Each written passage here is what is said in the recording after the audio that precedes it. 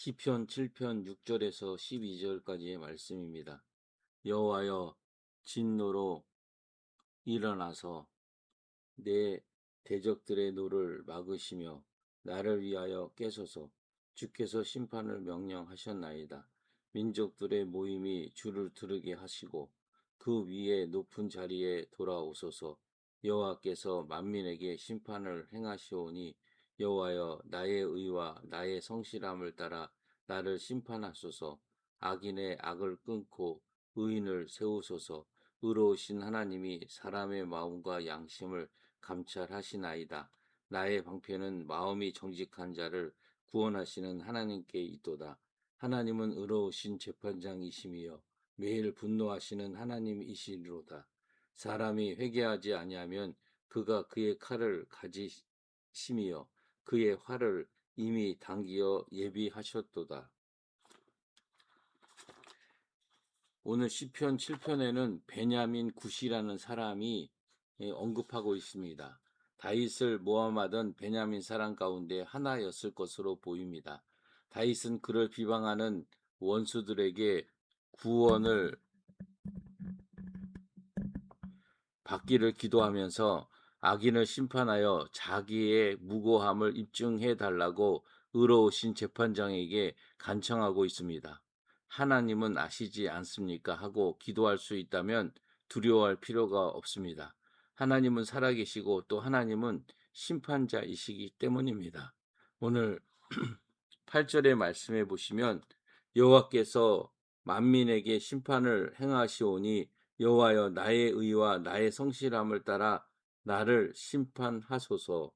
억울한 일을 당해 본 분들은 아시겠지만 억울함을 풀어보려고 하면 할수록 억울함이 풀리기는커녕 상황이 더 악화되는 것이 보통입니다. 그런데 하나님은 완벽한 심판자이십니다. 아멘이십니까? 오늘 11절의 말씀에 하나님은 의로우신 재판장이시며 매일 분노하시는 하나님이시로다. 많은 사람들이 하나님께 죄에 대해서 분노하시고 결국 심판하신다는 것을 믿지 않습니다. 오래 참으시기 때문입니다. 그러나 하나님의 분노하심을 무시하다가는 큰일 납니다. 하나님께서 칼을 가지고 계시다고 말씀하고 계십니다. 오늘 12절의 말씀에 보시면 사람이 회개하지 아니하면 그가 그의 칼을 가심이여 그의 활을 이미 당기어 예비하셨도다. 오늘 9절과 10절은 마음을 살피신다고 고백하고 있습니다. 악인의 악을 끊고 의인을 세워달라고, 의로우신 하나님이 사람의 마음과 양심을 감찰하신다고, 나의 방패는 마음이 정직한 자를 구원하시는 하나님께 있다고. 여러분, 하나님께서 나의 어떠한 대적에게도 방패가 되어 주신다면 든든하지 않겠습니까? 정말 자신의 마음조차 아무런 문제가 없다고 말할 수 있는 사람이 얼마나 되겠습니까? 세상은 겉으로는 정직하면 됩니다. 그러나 하나님은 다릅니다. 하나님께서는 우리의 의를 호소하려면 겉으로만 정직해서는 안 되고 마음이 정직해야 됩니다. 하나님께서 겉은 멀쩡한데 마음이 정직하지 못한 자를 엄히 다루시는지 성경은 너무나도 많이 말씀하고 계십니다. 다윗의 충신 우리아를 죽이고 그의 아내 바세바를 취하였던 그 후 1년 정도 다윗은 아무런 죄값을 치르지 않은 채 편안하게 살았습니다. 그는 가장 야비하고 사악한 위선의 탈을 쓰고 지낸 것입니다. 하나님을 잘 믿는 왕으로 공의를 집행한 것입니다. 그러면서도 저는 양심의 가책을 느끼지 않았습니다. 다윗의 죄는 간음죄, 살인죄만 아닙니다. 마음은 사악하고 탐욕적이고 음란하였으며 겉으로는 성군이처럼 지낸 위선의 죄를 가장 큰 죄였습니다. 어느 날 나단 선지자가 한 부자가 가난한 자가 사랑하며 기르던 유일한 암양 새끼 한 마리를 빼앗아 손님 대접을 했다고 말을 듣고 이제 사무엘 하에 보면 다윗은 정말 분노했습니다.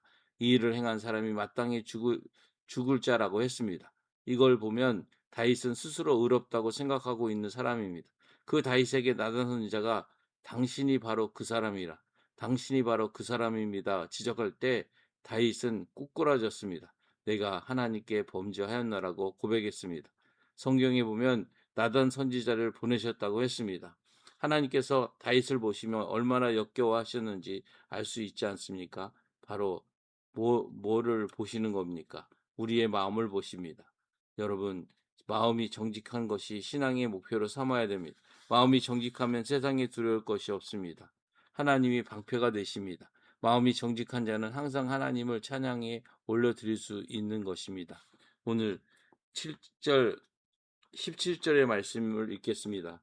내가 여호와께 그의 의를 따라 감사함이여 지존하신 여호와의 이름을 찬양하리로다.